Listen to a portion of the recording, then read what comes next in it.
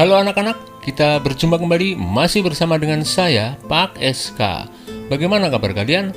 Semoga kita semua selalu dalam keadaan sehat, kalian tetap semangat, selalu ceria, dan terhindar dari wabah virus yang sedang melanda dunia.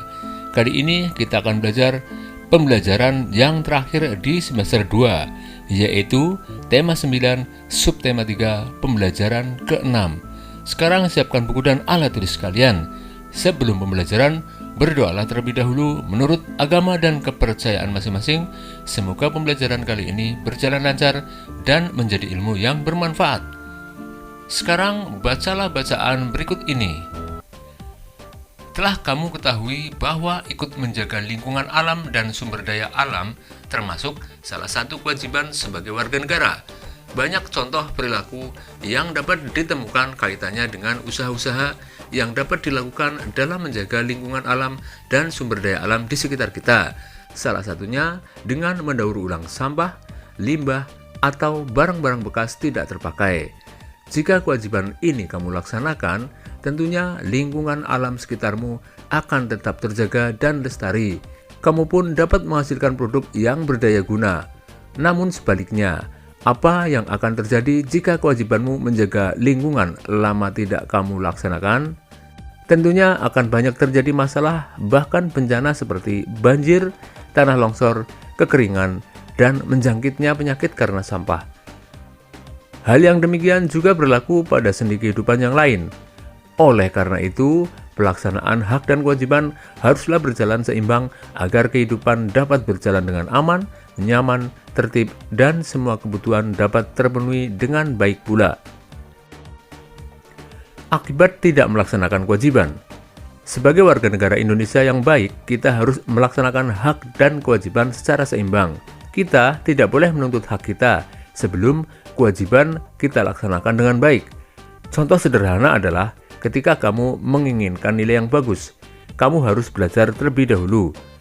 Berikut contoh pelaksanaan hak dan kewajiban yang seimbang. 1. Jika ingin sehat, kamu harus menjaga kebersihan lingkungan tempat tinggalmu. 2. Jika ingin terhindar dari banjir, jangan membuang sampah di sungai. 3. Jika kamu menginginkan udara bersih, kamu harus mau menanam pohon.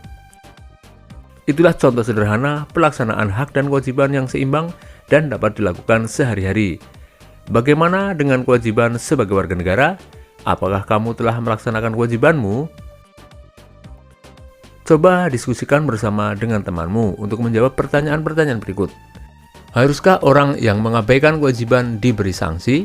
Mengapa?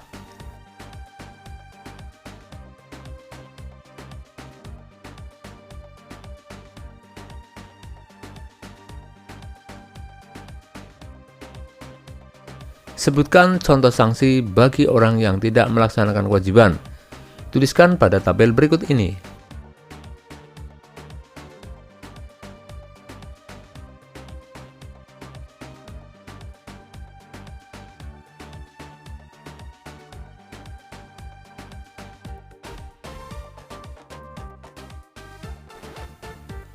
Sekarang bacalah bacaan berikut ini. Akibat tidak memperoleh hak. Undang-Undang Dasar tahun 1945 telah memberikan jaminan akan pelaksanaan hak dan kewajiban warga negara sehingga tidak dibenarkan jika warga negara hanya melaksanakan salah satunya. Apakah itu hak atau kewajiban? Keduanya harus dilaksanakan secara merata dan seimbang. Pernahkah kamu melihat kejadian seorang warga negara tidak memperoleh haknya sebagai warga negara? Apakah kamu sendiri pernah mengalaminya? Bagaimana dengan hak kamu untuk memperoleh pendidikan yang layak? Sudahkah terpenuhi? Coba kamu bayangkan jika orang tuamu melarang atau membatasimu untuk bersekolah dan memperoleh pendidikan. Sementara kamu ingin sekali meraih cita-citamu, ingin seperti teman-temanmu yang lain menuntut ilmu setinggi-tingginya. Bagaimana perasaanmu dan apa yang akan kamu lakukan? Dalam masalah ini, jelas bahwa hak kamu sebagai warga negara telah dilanggar. Oleh karena itu, kamu akan merasa sedih, kecewa, dan marah. Tindakan terbaik yang dapat kamu lakukan adalah dengan menanyakan langsung kepada orang tuamu dan meminta orang tuamu untuk memenuhi hakmu. Contoh akibat tidak dilaksanakannya kewajiban terhadap lingkungan adalah dengan membuang sampah ke sungai yang dapat mengakibatkan banjir. Sekarang bacalah bacaan berikut ini. Mengapa Jakarta setiap tahun banjir? Setiap musim hujan, Jakarta banjir. Saat di Jakarta tidak terjadi hujan lebat, tetapi di puncak hujan lebat, Jakarta pasti banjir. Orang-orang menyebutnya banjir kiriman. Mengapa begitu? Daerah puncak di Bogor lebih tinggi daripada Jakarta. Di puncak yang berhawa dingin banyak didirikan villa tempat berlibur. Pembangunan villa di puncak dilakukan dengan menebang pohon-pohon di hutan-hutan daerah tersebut. Akibatnya, wilayah hutan banyak berkurang. Ketika di puncak turun hujan lebat, air hujan terus mengalir ke bawah karena tidak ada akar-akar pepohonan yang dapat menanam air hujan di dalam tanah. Air hujan terus turun ke dataran yang lebih rendah hingga terkumpul di sungai. Air sungai akan mengalir deras menuju ke laut. Jakarta berada di dekat laut.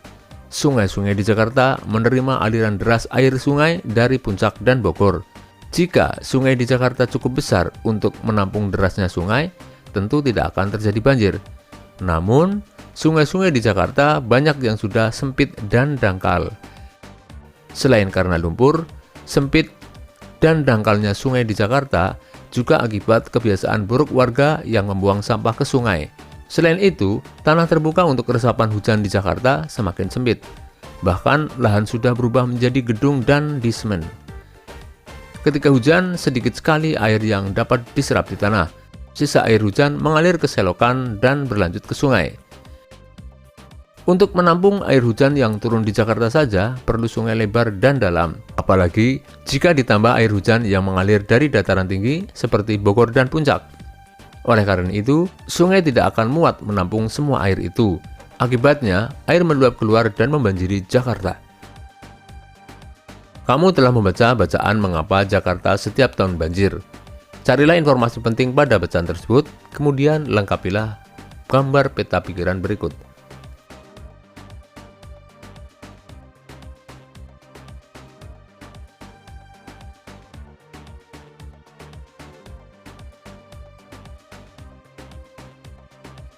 Demikianlah pembelajaran kali ini anak-anak. Marilah kita tutup dengan doa.